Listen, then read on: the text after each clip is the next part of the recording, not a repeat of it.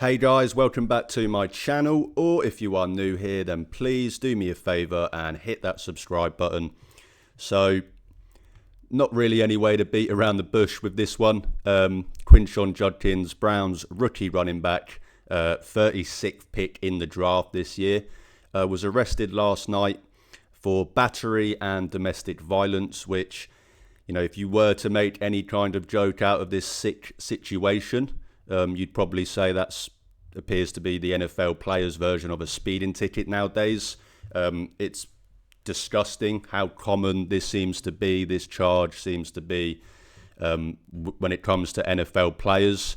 The Browns alone have dealt with this many times, as we all know. They dealt with this last year with their second-round pick, who was also from Ohio State, also arrested for domestic assault last season as well. And whilst those charges were dropped, that's still something that's going to linger over your character for the rest of your career.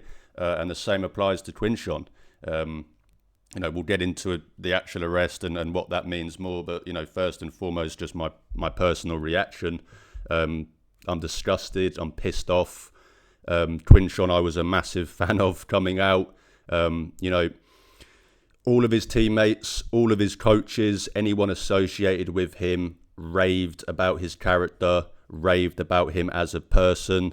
This is someone that, as far as I'm concerned, and I did as much digging as I could, had zero character concerns, zero red flags. Someone that seemed like he was going to be a really easy player to get behind, a really easy player to support as the Cleveland Browns' number one running back, and then goes and does something like this. It's just unfathomable how stupid someone could be. You've just won a national championship. You've just had a incredible college career. You've got the world at your feet. You're going to be a number one back in the NFL as a rookie. All of that ahead of you, and you decide to, regardless of what ends up coming out of this, whether it's, maybe the accusations are, proven till innocent till proven guilty and all of that stuff. But even if that is the case, for all of that to then put yourself in this situation before you've even signed your rookie contract, it's just unfathomable how stupid someone can be.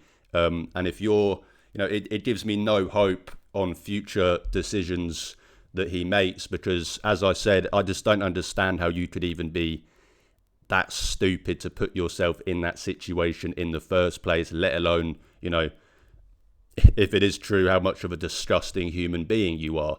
So just on a personal level, this stings, this sucks, as I'm sure, most fans probably feel the same.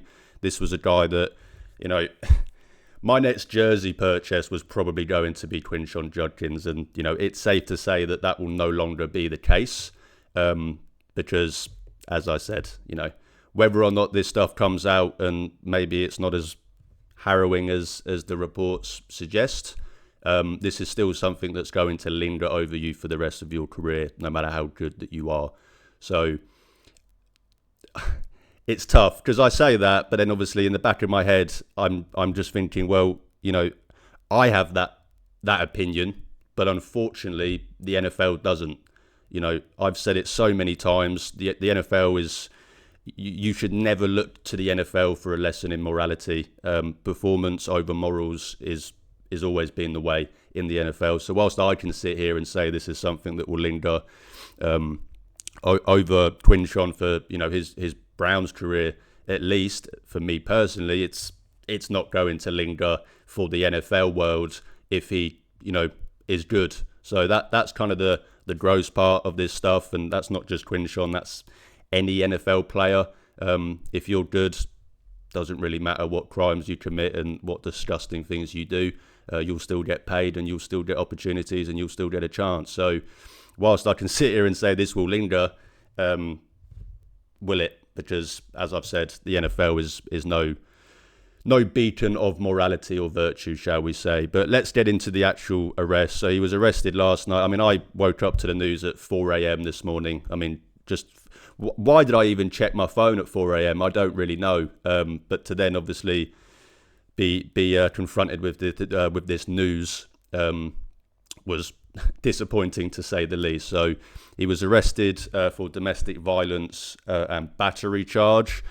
The battery charge is touch or strike battery, which I've had a little Google, technically means any contact that is non-consensual, obviously not in a sexual violence way, just in a assault way. So yes, technically, if I don't consent to someone putting their arm on my shoulder, that could be considered strike or touch battery. But when it's included with domestic violence, kind of hard for me to give you that benefit of the doubt. But he was arrested in Fort Lauderdale, Florida, Broward County. I mean, I don't want to make jokes about this situation, but fucking hell. Does anything good happen in Broward County? I would love for people to let me know, because the only thing that seems to happen there is either people get arrested or famous people get killed. It's actually quite insane to think about. He spent the night in jail. There was no bond immediately set. And he will have his initial court appearance today, Sunday morning. So we will know more about this, as the hours go by throughout today.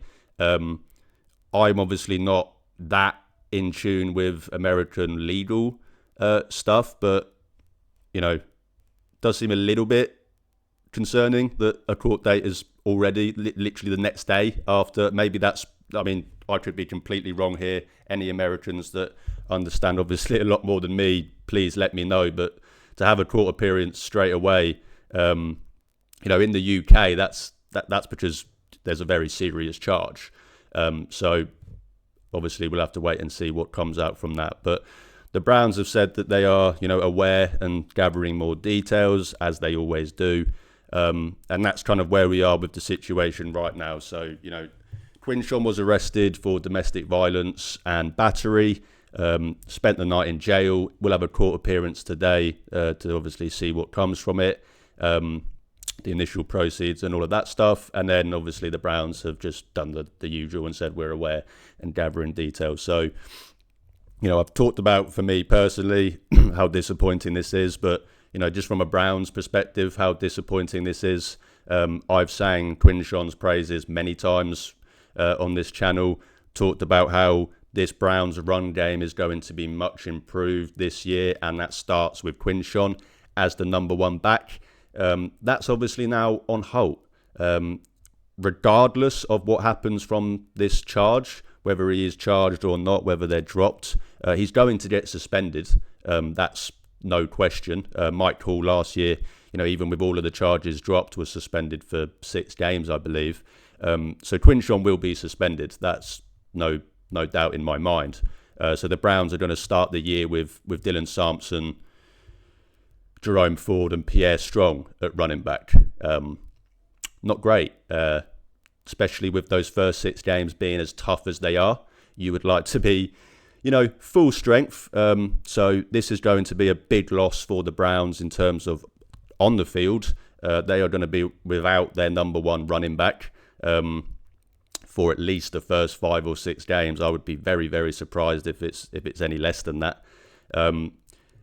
That's obviously going to bring a lot of questions as to why they didn't re-sign Nick Chubb. I sat here and not defended, but somewhat gave context to why they didn't re-sign Nick Chubb. But even as someone that did that, have at it. If you want to, criticize this regime for not bringing Nick Chubb back even more now, crack on. I'm not going to stop you. They deserve it. And if I'm honest, as someone that, it's tough because it's hard to blame the GM. It's hard to blame Andrew Berry for the pick when, as I said at the start, this is someone that had 0 character concerns. This is someone who every single person that interacted with him raved about his character. Andrew Berry doesn't have a crystal ball. He can't see into the future. So it's not. I'm not going to pile on him for the pick. But with that being said, it would be stupid to not say that this, it can't just be a coincidence at this point. I mean, this is the third Cleveland Browns player to be charged, arrested with domestic assault in the last year. That just can't be a coincidence. To me, it feels like the Browns aren't doing a good enough job in setting a culture within their organization that, makes this kind of stuff not only frowned upon, but completely unacceptable.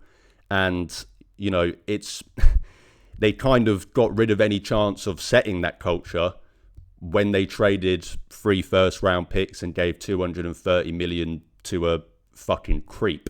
And that's me being nice to call him a fucking creep. So, I can't pile on for the pick. Yes, maybe the Mike Hall pick, there were a couple of character concerns. You can maybe say that. But I'm not going to bang on for picking Quinshon, but like they had a crystal ball and would have known that he was going to be a fucking idiot and go and do this. But with all that being said, in terms of the culture within the Cleveland Browns, that's something that needs to be dissected and something that needs to be criticised and something that needs to be addressed. Because even as someone that has defended this regime, in particular, Andrew, I mean, don't get me wrong, I think Kevin Stefanski deserves more defence within what's happened in the Browns the last few years than Andrew Berry. But as someone that's even defended Berry, this is indefensible. This is ridiculous. You are the person in charge of setting that culture. Culture is set from the top down. So yes, if you want to throw Jimmy into this as well, do so. You need to set a better culture for this organisation, and you're just not doing that. So I'm not going to criticise the pick in terms of, in a vacuum. But yes, this is becoming a bit ridiculous. This is something the Browns need to address, because not only does it have the on the field, negative effects in terms of we're losing fucking players. Players are getting suspended. Some of our best players, some of our best position players are getting suspended for this stuff. That is, of course, going to have an on the field impact, negative impact on your team. But in terms of off the field, you've already put your fan base through the Deshaun Watson disaster and basically isolated every woman fan within the fan base by saying that you don't care about them. And then it's just more and more on top of that, more domestic violence, more violence against women within these players. I don't even know how any female fans can even watch this team at the minute, because they are just covered in gross, just violence against women, domestic violence. I mean, it's sickening. It really is. And I don't want to go into it. I don't want to get, not political, but you know what I mean. But it really is sickening, and they've done no favours for their fans. They're putting their fans through the fucking ringer. It's bad enough for me to try and deal with this stuff, but as I said, I couldn't even imagine being a woman fan of this team, and not only going through the Deshaun Watson stuff, but then just 2 years in a row of some of our. I mean, Michael was our first pick last year because we didn't have a first round pick. Bang, domestic violence. Quinshon Judkins, 36 picked in the draft. So much excitement about him. Think about how many Buckeye fans are also Browns fans. Bang, domestic violence.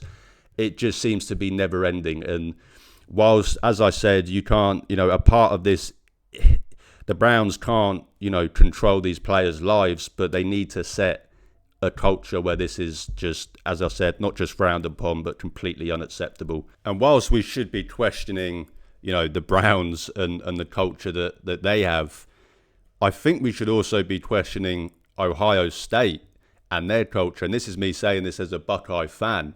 But this is not the first person to come out of Ohio State with a seemingly, good record that then as soon as they get out of Ohio State, all of this stuff and character concerns then just seem to appear out of nowhere.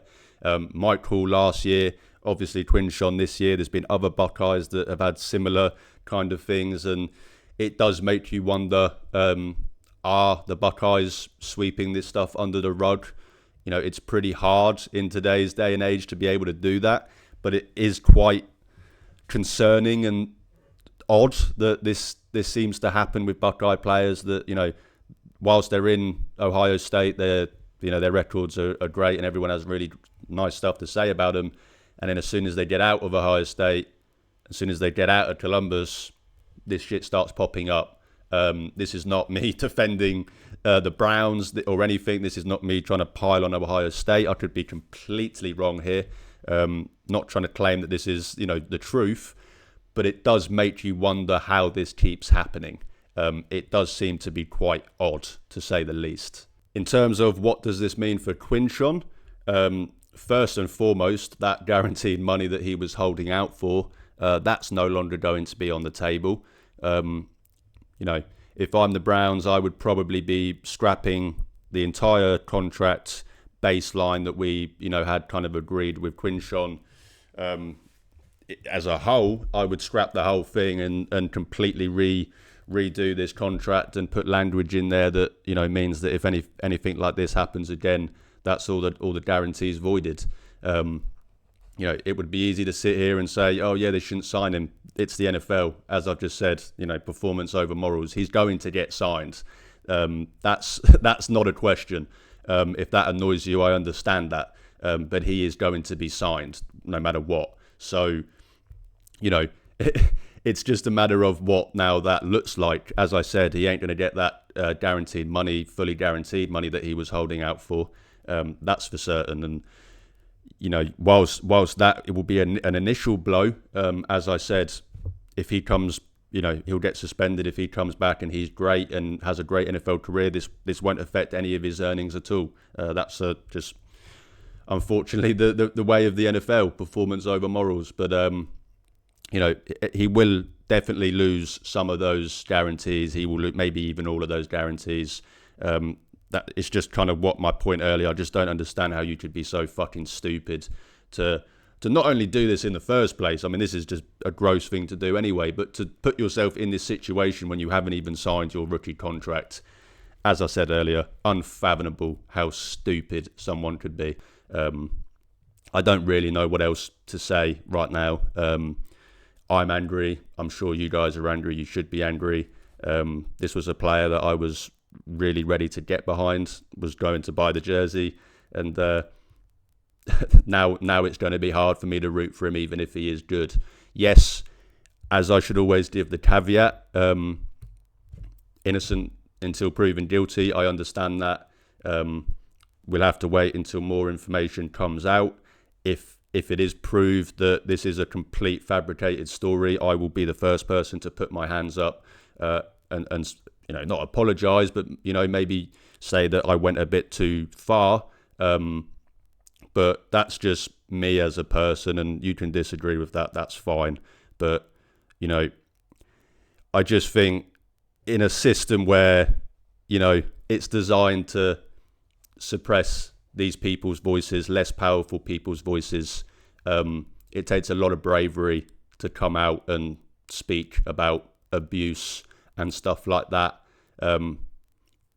People want to chuck about the lying and all of that stuff. I'm always going to, give the benefit of the doubt to the person that was brave enough to come out and say that. Again, yes, this could be proven to be a completely fabricated story, in which case I will be the first person to come out and say that and defend that. But just for me as a human being and the way that I view this stuff, there's no smoke without, there's no fire without smoke, or smoke without fire, whichever bloody way the saying is. You've clearly put yourself in a situation for this to happen, and a situation that I don't agree with on my morals, and a situation that the Browns shouldn't be not encouraging, but shouldn't be allowed to happen within their organisation. So just a massive shame overall, really gross, sickening, annoying, whatever adjective you want to use. We'll talk more about it as the news comes out, as kind of we learn more about this. But this is not good from every angle, from every aspect you want to look at it. Are the Browns cursed? Is this just another fucking loop in the lore of Browns being cursed? I don't know. We'll have to wait and see. But it just seems that this stuff is becoming normalized, and it's annoying to see. And I kind of spoke, finally, I will just say, I did comment on social media about this. It's easy as Browns fans to, have the blinders on and just see this as a Browns issue. But, as someone that covers the entire NFL with some of the other stuff that I do, this isn't just a Browns issue, unfortunately. This is an NFL issue. This is something that, as I said, is almost become normalised in the NFL, and that's just a disgusting thing to accept. Performance over morals is always the way in the NFL, and it always will be the way. So that's why, when, let's just say in week 8, let's say the suspension's over. Yes, I'm not going to cheer for Quinshon Judkins, but I'm not going to be sat there refusing to watch the team, because that's just the opinion and the kind of view that I have. I never look to the NFL for morals. I never expect anyone to do so. So yes, I don't blame people for checking out and stuff, but you can't pick and choose in the NFL. If you want to be an NFL fan, you have to accept that the NFL doesn't care about this stuff, and they care more about performance. So it's gross, but it's just the way that it is. But I'm rambling on. I didn't think this video would be as long as it was, so I'll probably just wrap it up now. But as I said, Quinshon has been arrested for domestic violence and battery. Not good. We'll see what happens from the charges, see what happens from the court appearance today, but just another cog in the Browns' just cursed law. And, if you can criticise anything from this, criticise the culture that the Cleveland Browns have not established within their organisation to a point where this stuff is almost becoming normalised. But that would do it for me today, guys. I wanted to do more of my position breakdowns this morning. I will do them later today and get them posted throughout the week. But just always seems to be the way when you cover the Cleveland Browns. You've got to talk about this bullshit. So there it is. But that would do it for me today, guys. Thank you so much for watching. If you do enjoy my content, then please drop this video a like, hit the subscribe button. It's free, but it really, really helps out my channel. You can also check the links in the description to see where you can follow and interact with me on social media. As I always say, I'm trying to build a community of Cleveland Browns fans, and even if that means I only get to talk to one fan a day, I'm happy, because I'm talking Browns football with the best fan base in the world. Thanks again for watching, guys. Enjoy the rest of your Sunday. But most importantly, go Browns? I don't know.